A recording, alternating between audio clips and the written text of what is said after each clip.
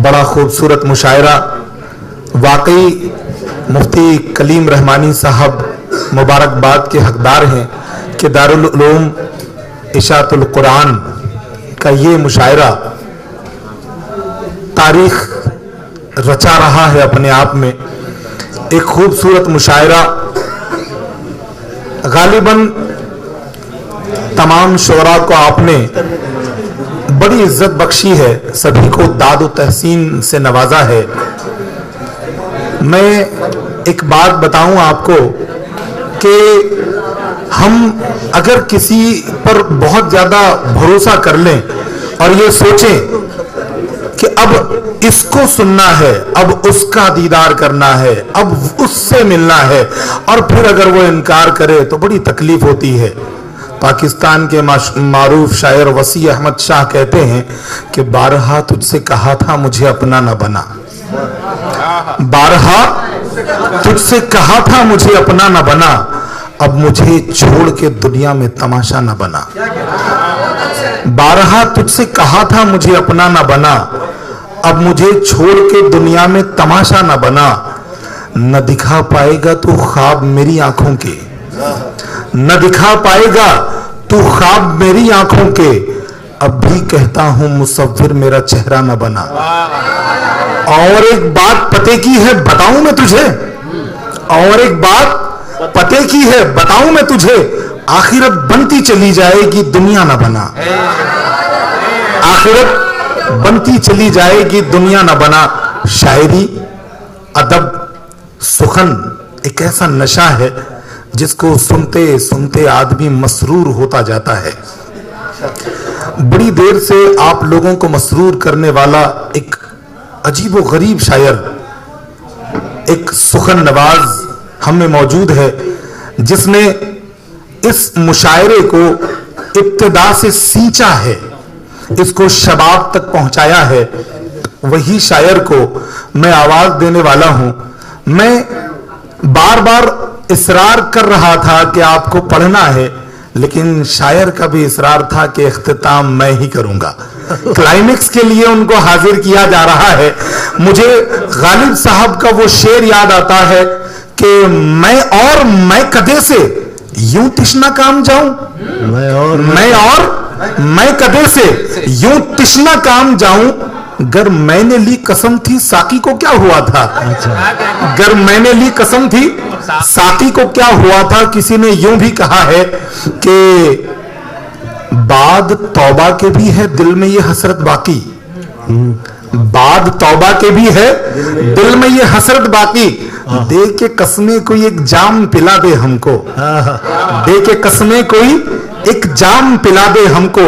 आइए, काफी देर से आप लोगों की समातें जिनकी पुरइसरार, पुरनशा, पुरमजा आवाज को समात कर रही है, उसी शायर को इन 4 मिसरों के साथ आप लोगों की बाज़ौक़ समातों के हवाले करता हूं। जनाब मोइन अदीब अलीमी साहब ये 4 मिसरों के साथ कि तेरी निगाह से ऐसी शराब पी मैंने, तेरी निगाह से ऐसी शराब पी मैंने कि फिर ना होश का दावा किया कभी मैंने।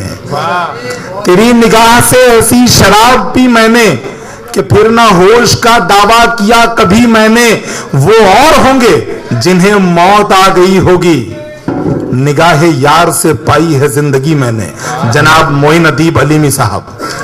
बहुत शुक्रिया मोहतरम ज़मीर साहब। अब मुझे इत्तेफाक है कि मैं ये एक आदत सी बनाई है मैंने, पहले हमारे बुज़ुर्गों का ये तरीक़ा था अमरावती में कि वो हम ऐसे नौसिखियों को के कांधों पे बंदूक रख दिया करते थे और बोलते थे निजामत करो। हमको बोलने, लिखने, पढ़ने, सीखने का सलीका जिम्मेदारियों से आया है। बेशक बेशक हमारे हमको जिम्मेदार बनाया कि ये करना है तुम्हें। तो उन दिनों जो हमने सीखा वो ये है कि नाजिम बनो तो बतौर शायर न पढ़ो, ये सीख है। और मैं आज भी उसी पर अमल कर रहा था। कोशिश यही थी कि जनाब गफ्फार आतिश के बाद جب آگ پوری طرح لگ جائے تو میں مولانا جوہر صاحب سے باران رحمت کی دعا کروا لوں.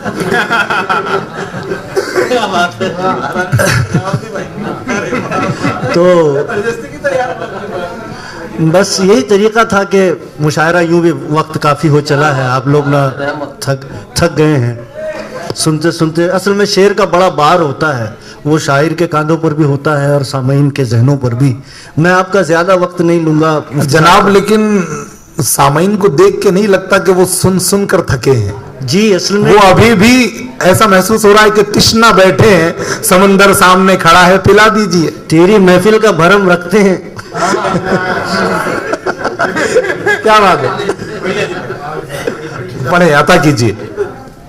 کہ ذہن کو کچھ خیال دیتا ہے, ذہن کو کچھ خیال دیتا ہے اور کچھ دل میں ڈال دیتا ہے. واہ واہ. ذہن کو کچھ خیال دیتا ہے اور کچھ دل میں ڈال دیتا ہے. سوچ کی مچھلیاں پکڑنے کو, سوچ کی مچھلیاں پکڑنے کو مجھ کو لفظوں کے جال دیتا ہے. واہ واہ. اس کا احسان کہ آئینوں کی طرح. میں نے یہ شعر مولانا مفتی کلیم رحمانی صاحب کے حوالے سے سنایا کہ عموماً مدارس اسلامیہ کا المیہ یہ ہے کہ جو بچہ سب سے زیادہ غبیوس ذہن ہو, گھر پر بار ہو, محلے والوں کی پریشانی کا سبب ہو, ہاں بالکل تاریخ ہے یہ, جو بچہ آؤٹ آف کنٹرول ہو اسے مدرسے میں ڈال کر انڈر کنٹرول کرنے کی کوشش کی جاتی ہے.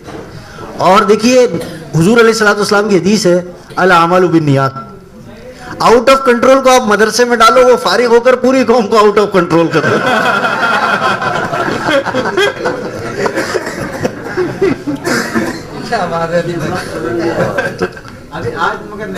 کوشش کیجئے آپ سے بھی سبھی سے, آپ حضرات بھی جب فارغ ہو جائیں, عموماً مولوی شادیاں جلدی کرتے ہیں